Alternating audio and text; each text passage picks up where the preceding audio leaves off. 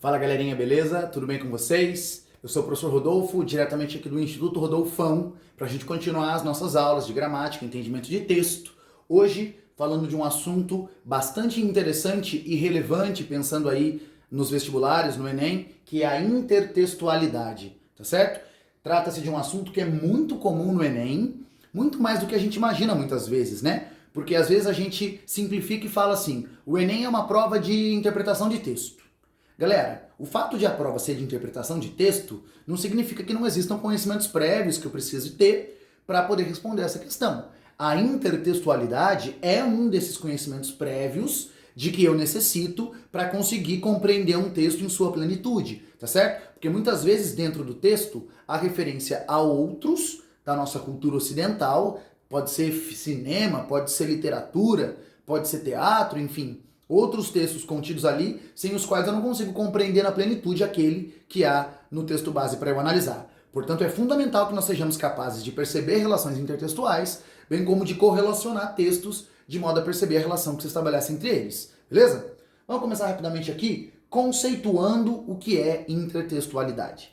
Galera, simplesmente trata-se da relação que se estabelece entre um texto que faz referência a um outro que já existe dentro do nosso sistema, dentro da nossa conjunto de obras de arte, tá certo? Então se eu falo assim, poxa, ó, eu não sabia que fulano lá fumava. Pois é, hein? Quem vê cara não vê pulmão.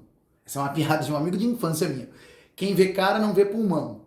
Esta frase não é uma frase completamente nova, mas também não é uma frase exatamente igual ao provérbio quem vê cara não vê coração. Portanto, quem vê cara não vê pulmão é um texto que estabelece relação intertextual, que tem intertextualidade com o provérbio quem vê cara não vê coração. Toda vez que você ouve uma música e essa música faz referência de alguma maneira a outra, não sou Jorge Mateus, mas eu também sosseguei, tem intertextualidade, porque faz referência a um outro texto, beleza? Então, simplesmente isso, intertextualidade, relação que se estabelece entre um texto que faz referência a outro dentro do mesmo sistema linguístico, dentro do nosso sistema cultural. Show de bola? Aí, galera, dá uma olhadinha aqui nesse quadrinho.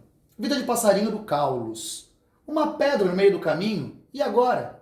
Se eu tivesse talento, eu faria um belo poema. Mas eu sou apenas um passarinho prático. Pula a pedra e vai embora. Galera, aqui cai naquela parada que eu falei pra vocês da importância de perceber relações intertextuais. Se você não percebe que este texto faz referência ao antológico poema No Meio do Caminho do Drummond, do Carlos Drummond de Andrade, publicado lá em 1928 na revista da Antropofagia, se você não percebe que este texto faz referência ao poema No Meio do Caminho, o texto não faz nenhum sentido para você. Você fala, nossa, que bobo, né? Galera, a pedra, no caso do Drummond, gerou paralisação, né? Tinha uma pedra no meio do caminho tinha uma pedra, nunca me esquecerei desse acontecimento na vida de minhas retinas tão fatigadas. Só que a pedra, para o passarinho que não é poeta, simplesmente é algo que ele pode pular e seguir em frente. Então aqui tem uma revisão da relação com a pedra do poema do Drummond. Se você não fizesse essa ativação do texto dele, você não compreenderia o texto em sua plenitude. Então olha a importância de você perceber relações intertextuais para você compreender de fato um texto. Beleza? Galera, como pode se estabelecer a relação intertextual? Importante que você saiba que é um assunto bastante extenso. Eu vou apresentar aqui aquilo que nos diz mais respeito, pensando em vestibulares do Enem, sobre como eu percebo a relação intertextual. Galera, a citação é a relação intertextual explícita.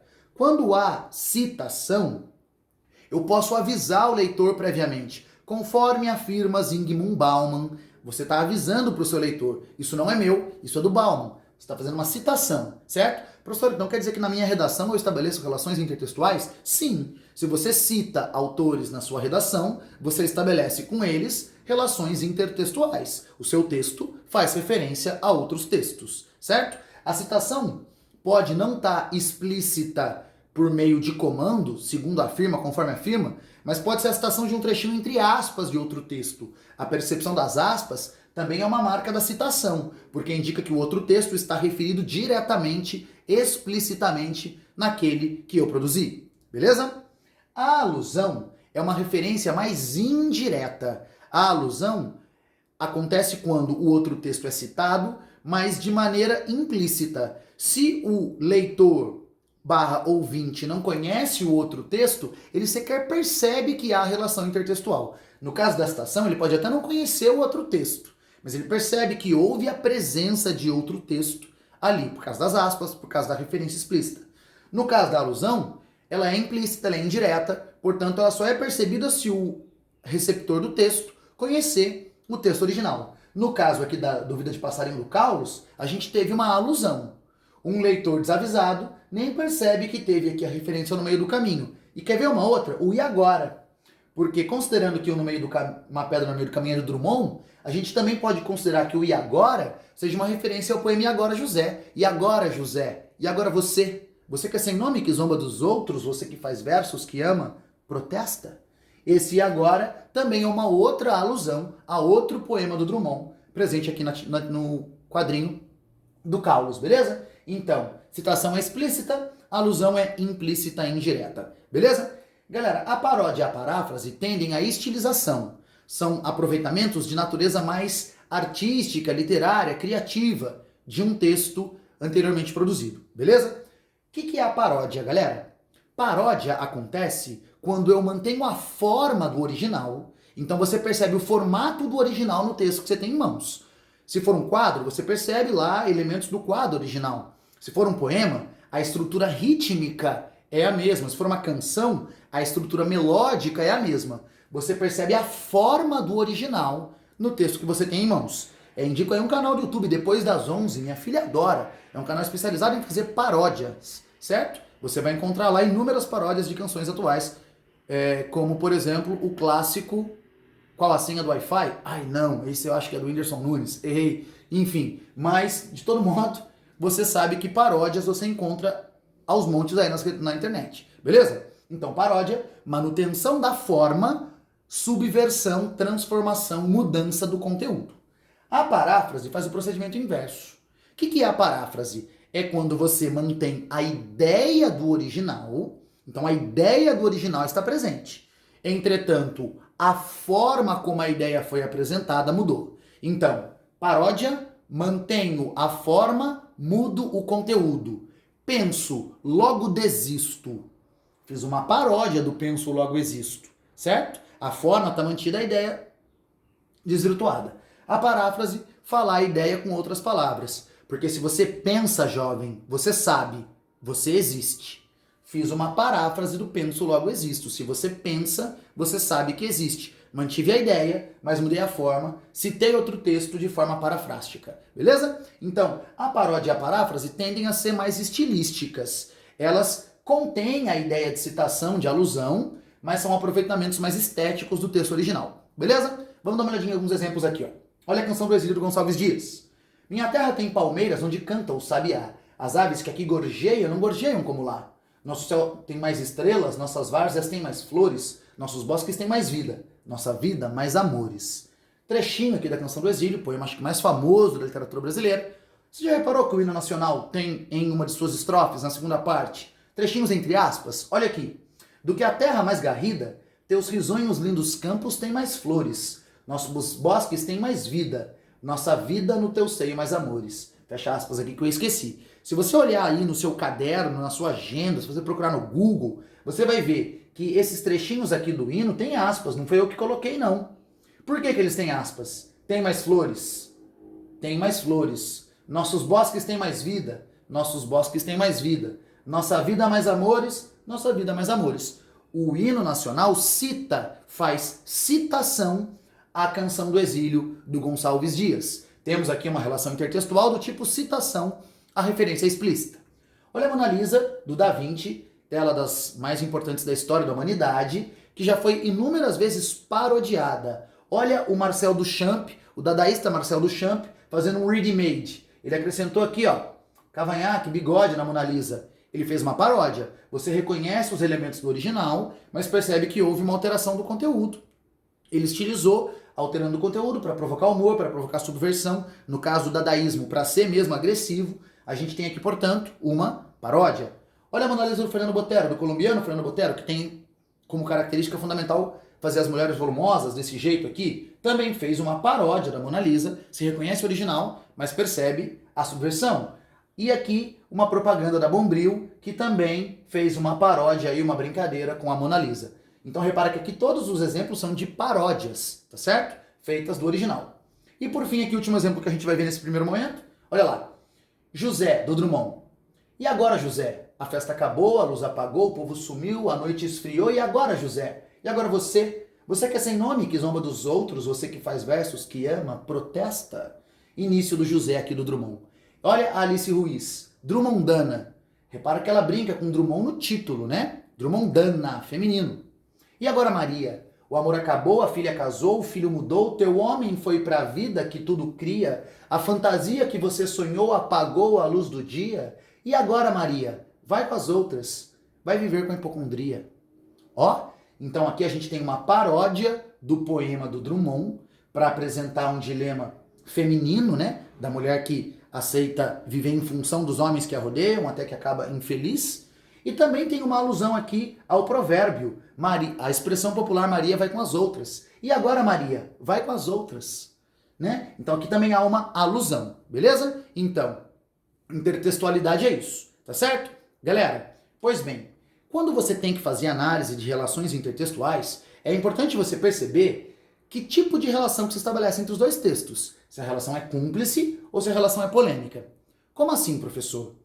Galera, se um autor faz você pensar em outro texto, se eu, quando produzo o meu texto, te faço lembrar de outro, algum objetivo eu tenho.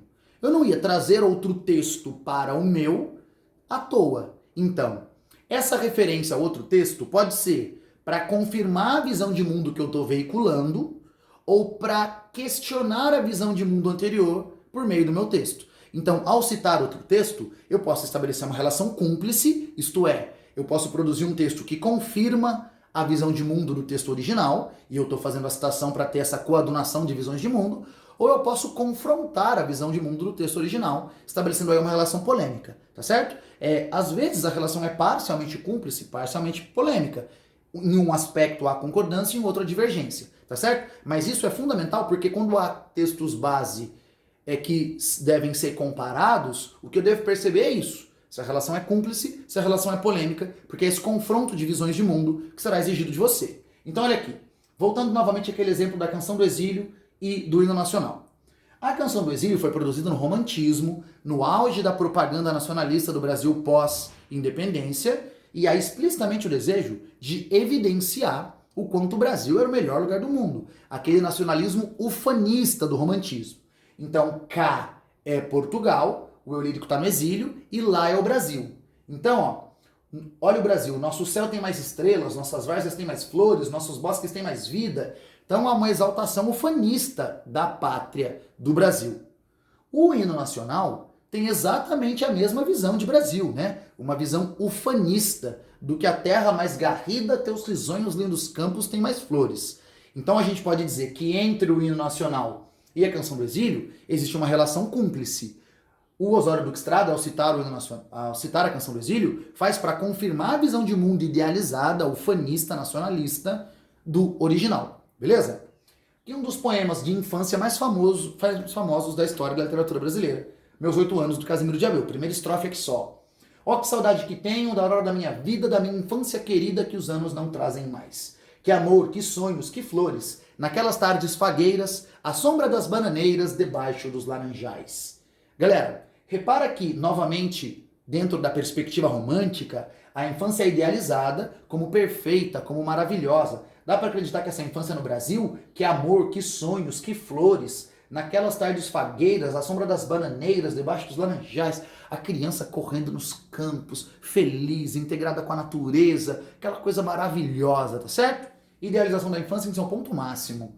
Aí, no modernismo, que produziu bastante paródia sobre textos clássicos da literatura brasileira, o Oswald de Andrade também fez um poema com o mesmo título, inclusive, Meus 8 anos. Mas olha aqui.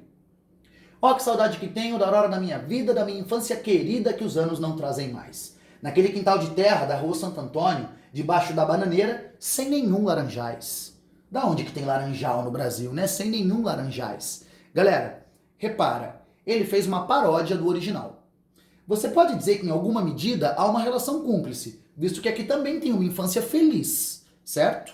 Entretanto, trata-se de um quintal de terra, tinha uma bananeira e não tinha laranjal. Então, ainda que exista uma cumplicidade em relação ao original no que diz respeito a mostrar uma infância feliz, há, notoriamente, uma relação polêmica no que diz respeito à visão idealizada, né? É possível ter uma infância feliz, ainda que simples, sem ter amor, sonhos, campos, flores, bananeiras e laranjais. Pode ser que essa infância seja feliz no quintal de terra na rua Santo Antônio. Então, galera, aqui neste aspecto há uma polêmica entre as visões de mundo apresentadas acerca da idealização da infância.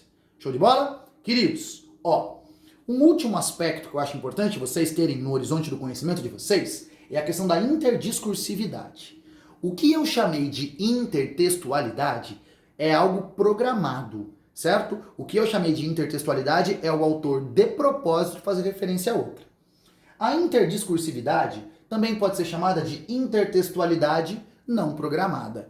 Galera, todo mundo já falou de tudo. Quando eu trato de um assunto, portanto, a minha opinião sobre aquele assunto não é a única que existe, porque todo mundo fala sobre todos os assuntos.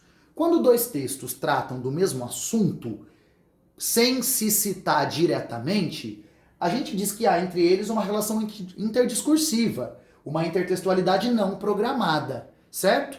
Dentro dessa perspectiva, eu também posso confrontar visões de mundo, também posso dizer se um texto tem uma relação cúmplice ou polêmica com outro que trata do mesmo assunto, ainda que eles não estabeleçam efetivamente uma relação intertextual. Olha aqui, trechinho da canção Vou Escolher em Qual Mentira Vou Acreditar, do Racionais MCs, que vai cair inclusive na Unicamp. Quem for prestar Unicamp vai ter que ouvir essa, entre outras canções do Sobrevivendo ao Inferno. Olha lá, um trechinho aqui.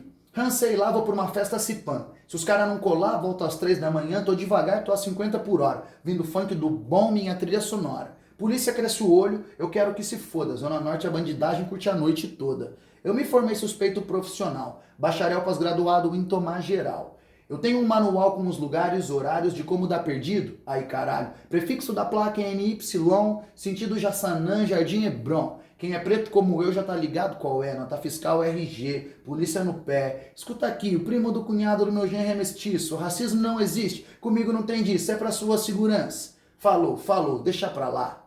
Vou escolher em qual mentira vou acreditar. Então aqui, no trechinho da canção Vou Escolher em Qual Mentira Vou Acreditar, o eu lírico, o eu cancional, é um homem negro que se tornou bacharel pós-graduado em tomar geral. Tomar geral significa receber uma abordagem da polícia. Já teve um youtuber famoso que falou uma grande bobagem sobre essa expressão. Você pode pesquisar se tiver curiosidade. Galera, e aí ele fala que ele está habituado a ser parado em blitz policiais. E inclusive alguns policiais até justificam que não se trata de racismo, mas ele nunca escapa da blitz, né? Então aqui é claramente uma percepção de que existe um tratamento diferenciado da polícia entre brancos e negros. É a visão de mundo apresentada pela canção. Olha essa tirinha aqui do Armandinho, famosíssimo aí nas redes sociais. Olha lá. Olha aqui pela aparência da perna, da bota, a gente vê que se trata de um policial, dois amigos. Sim, claro que são nossas. E a nota fiscal? Nota fiscal? Mas quem ia carregar uma nota fiscal? Aqui, senhor. Você percebeu a gravidade disso? A criança branca nunca nem cogitou andar com a nota fiscal da sua bicicleta. A criança negra já estava habituada, numa referência aí ao fato de que ela eventualmente já está acostumada a receber abordagem policial. Queridos, dá para dizer que entre os textos existe uma relação intertextual? Algum aspecto deste texto, que é o mais recente, faz referência explícita ou implícita à canção? Não. Então não há relação intertextual. O que há é relação interdiscursiva, ambos tratam de questões relacionadas à abordagem policial. Beleza? Agora, a visão de mundo veiculada é cúmplice ou polêmica? Certamente cúmplice. Ambos os textos concordam, um concordam com o outro, que existe aí uma diferença no modo como a polícia aborda pessoas negras em relação a pessoas brancas. Tá certo? Galera, então, intertextualidade, as relações cúmplices e polêmicas, a interdiscursividade foi o tema da nossa aula de hoje. Tá certo? Na dúvida, vai no slide do Rodolfão.